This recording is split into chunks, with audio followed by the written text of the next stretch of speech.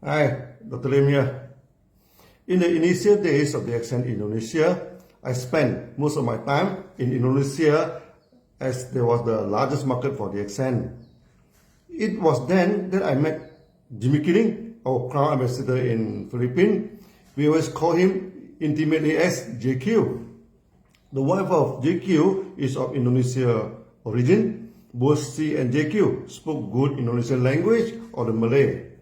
And many times, she was the only one who speak Malay with me in Philippines. JQ joined DXN in Indonesia and brought DXN into Philippines. The time so many people rushed into DXN in Indonesia and our meeting ran into thousands of people. The members were very active and enthusiastic. This convinced JQ that DXN should go well in Philippines. Then we kickstart all the registration and import formality to bring the products into Philippines. I advise JQ not to wait for all the formality. He should start to gather people and talk about DXN so that when DXN finally started, he would have a basic group of people under him and give the market a good start. We always say, tomorrow shall not wait. So JQ took my advice and immediately upon arriving in Philippines, used his own money, rented a hotel hall and sent over 200 invitations for people to come to listen to him about DXN. Years later, JQ recalled, there were 3 people who came for the meeting. He himself, his wife, and his driver. The first meeting failed. Every time he recalled it, we would joke and recall the first meeting of DXN. I also sent out about 200 invitations. There were 12 people. JQ laughed and said it was much better than him. I told him, no, these people do not come to listen to DXN, but simply come to see a crazy engineer. Something wrong with his mind, they said. Decided to plant mushroom rather than supervise the construction of the building. They came for free entertainment. Half of them left for the toilet and never come back. The rest threw away the material I gave them and none of them joined DXN. I insisted to DXN that his first meeting was better than mine. At least no one came for free show and just to entertain himself. After the failure of the first meeting, JQ came to Indonesia to meet me. I told him about the first meeting of DXN and asked him to try again. He tried for the second time, failed. Went to Indonesia to meet me again. I asked him to try again. And the third time he tried, failed again. Then we met the third time in Jakarta. Finally, the fourth time tried, still failed. And he went to Indonesia with fourth time to meet me. This time JQ was in tears. He told me he was well over 60 in age. And if he failed, and he has failed several times in MRM, DXN was his last hope. If he failed in DXN, that would be the end of his MLM career. Then JQ requested to me, Dr. Lim, please give me your best advice.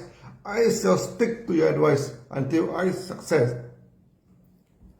I look at JQ, visibly beaten by the last 3 or 4 failures in the meeting, looking at me expectantly that I shall give him the best advice. My advice to him became very famous in DXN. People call it a $1 million advice. For those of you who have not yet become millionaire, listen to it carefully. I told him, JQ, you look tired, no? Go back and turn on the heater and have a good hot shower. Then go to sleep. After that, went back to Philippines. Do it all over again. JQ was shocked by such blunt advice. I told JQ, in DXN, we never took failure as an answer. The more we failed, the more we tried. Each time we tried better and better. Then it started to work. Initially a small success, then a bigger success, then a great success. This time I decided to go with JQ to Philippines and wanted to see for myself what had actually gone wrong. When in Manila, JQ organized the meeting again. This time about a dozen people came to the meeting. I gave a short speech and put the floor to Q&A. In DXN, Q&A is always important. As from Q&A, we can know what is the expectation and the concern of the members. After a few questions, immediately I identified the problem. In Philippines, all health food companies are collapsing at the time. Due to currency meltdown, as told not as bad as Indonesia, but the peso has been devalued for half of its former value. Many MLM companies, especially the health food company, increased the price double and triple the original one. The market simply could not absorb it and started to fail. The aloe vera company from US failed, the Lindsay company from Taiwan failed, the bee pollen company from Singapore failed, the health food company from Australia also failed. The audience asked me, those companies from advanced countries like the US, Australia, and even Singapore have failed. What was the chance for a developing country like Malaysia to succeed? They were making a sensible question. If the health food from all those advanced countries all failed, what were the odds that the health food from Malaysia could survive in the market? It was apparent that at the time, the health food industry in the Philippines had collapsed. And if we launched the health food at that moment, the chances of failure was very high. In the marketing training in DXN, we always advise not to go against the tide. So continue to launch health food in the Philippines at the time is suicidal.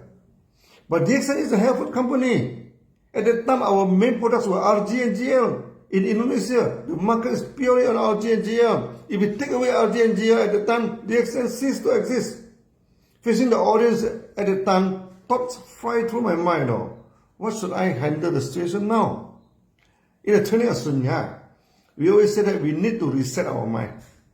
And in the history of DXN, it had happened twice in the past till then. First is we're shifting the market from Chinese-based to Malay-based due to PASU, joining of PASU. Secondly, we sliced the price to more than half when facing the old makcik. Now, for the third time in DXN, we reset the market.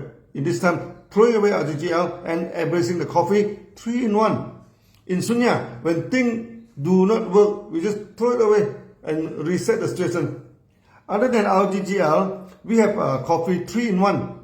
But that was not the main products of DXN at the time. The making of DXN coffee is more accidental than due to good planning. In Malaysia, we love to drink coffee. The member keep asking why not the company produce a coffee. During the meeting, member could drink DXN coffee. As a result, DXN produced a coffee just to entertain the members.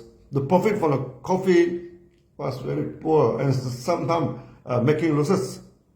It was the adopted son in DXN, not the pure breed, like Genonoma.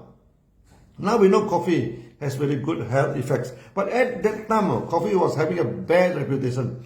None of the health food company produced coffee, and DXN is the only one in the market. And we just drink coffee, never talk about it. If you go through my early presentation of Genotherapy, coffee is nowhere to be found. Thoughts flash quickly through my mind when I was facing the audience. Okay, if I did away RG and GL, coffee was the only choice left now. Will people laugh at us, a health food company selling coffee? Will people laugh at me again, who turn lunatic and do something crazy? At the end of the day, I decide a bad choice was better than no choice. If we do away with RG and GL and do not want to promote coffee, we left with no choice. If I promote coffee, that was a very bad choice for a health food company, but it has a joy at least now. A stupid choice was better than no choice. Then I asked our audience, did you all love to drink coffee? That was a stupid question. Filipino is like the Malaysian. Coffee is their second life. In the village of Malaysia, when you visit any family, the first thing they do is prepare a cup of coffee to you. You better drink it. Refusal to drink is almost like declaration of war. If you do not drink, the friendship ends. If you drink it, then immediately we are brothers, and anything under the sun is negotiable. I told the crowd, cheers, drink coffee, and you can become a millionaire. This become a famous quote for DXN in the market. I asked the audience to list down what type of drinks they bought for the family. then use the same amount of money, to buy DXN coffee. Then you will not have, if you don't have enough money, one sachet of coffee can make into several cups if you wish. If you wish. Our coffee is real coffee. Even when you make it to 10 cups, it still tastes like coffee. The audience loved the idea, and almost all of them joined DXN. We started to greet each other, cheers, drink DXN coffee, and become a millionaire. Filipino turned into a frenzy about DXN coffee. I saw many of them did not throw away the empty sachet, and brought it to their friend and let their friend smell the good aroma of DXN coffee. Many people loved the aroma and decided to try it. I told them about the raw egg coffee shake of Indonesia. Who believe that raw egg has superpower? Always put raw eggs into many types of foods, and make tasty coffee egg shake. One resident even came out as a special menu and become an instant hit in Philippines. Malaysian members love to marinate the chicken with coffee and produce DXN Lindsay coffee chicken. Some cafe try it and become a good talking point in the market in Philippines too. The experience in Indonesia was repeated in Philippines. Many M&M companies are stunned by the economic meltdown and rejection of health food in the market. Coffee is much cheaper than any health food. People can have major products of less than $5 at the time. It was cheap and affordable. And the idea that you can involve in M&M simply by drinking coffee sells like hotcakes in the market. Suddenly, members flocked into DXN Philippines, sales picked up and soared through the roof. Philippines became our major market until this day. Most importantly, we avoid the mistake we made in Indonesia, and Philippines emerged as a healthy market of DXN. In the next video, I shall tell you what are the mistakes we avoid that turn DXN Philippines into a stable and good market for DXN. See you then. Bye bye.